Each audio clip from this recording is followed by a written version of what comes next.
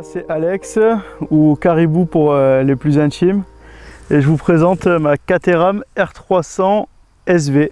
Alors le R300 c'est pour 300 chevaux à la tonne, donc, et SV c'est pour châssis large. Il y a deux types de châssis sur les Caterham, le S3 qui est étroit et le SV qui est large.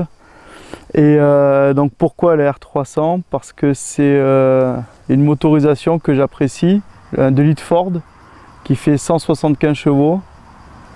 Donc on a une auto qui est très coupleuse et qui est quand même bien rageuse dans les tours, avec une boîte 6 bien courte. C'est super plaisant pour arpenter les petits cols du coin. Depuis tout petit, dès que j'en vois passer une, ça me fait rêver. Le côté original, on n'en voit pas de partout.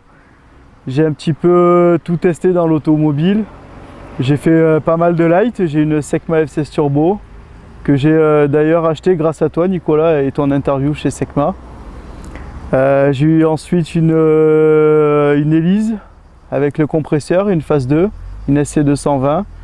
Et j'ai eu un petit égarement avec une Porsche Cayman S, qui est une superbe auto en soi, très performante, mais je ne retrouvais plus du tout le côté pilotage dedans. Et j'ai mis 2 ans à la trouver. Je me suis mis une petite cloche sur Le Bon Coin. Et à chaque notification Le Bon Coin, je regardais, je ne trouvais pas ce que je voulais. Et au bout de 2 ans, elle est apparue. Donc du coup, j'ai sauté sur l'occasion. Elle a du carbone de partout. Les phares, les clignotants, le nez, les ailes, avant, arrière, rétroviseur, le tableau de bord. Il y a aussi le diffuseur arrière en carbone. Enfin, avec des sièges en cuir à l'intérieur. Enfin, c'est vraiment une configuration très jolie. Je la trouve à la fois un petit peu racée et élégante. Donc du coup, j'ai vraiment craqué en la voyant. J'adore son look.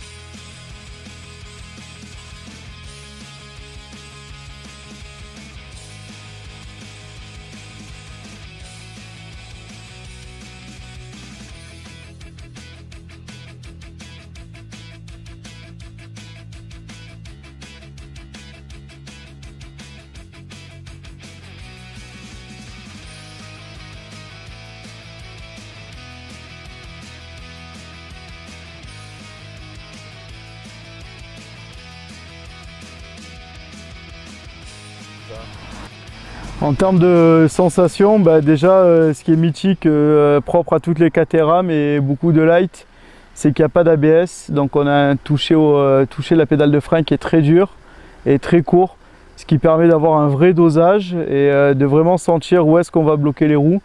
Puis les freins de la Caterham sont bien performants aussi, donc ça aide vraiment. La direction est très précise, hein, ça s'inscrit vraiment dans les virages, et le fait du poids léger, du manque d'inertie, c'est une auto qui reste très facilement à la corde. Donc c'est très plaisant pour vraiment sillonner les petits virages, les petits cols. Ensuite, l'accélération, hein. 175 chevaux sur une voiture qui fait moins de 600 kg pesée avec le plein, ça marche bien, quoi. Ça a du couple, on peut doubler facilement et on saute vraiment d'un virage à l'autre très facilement. Ouais.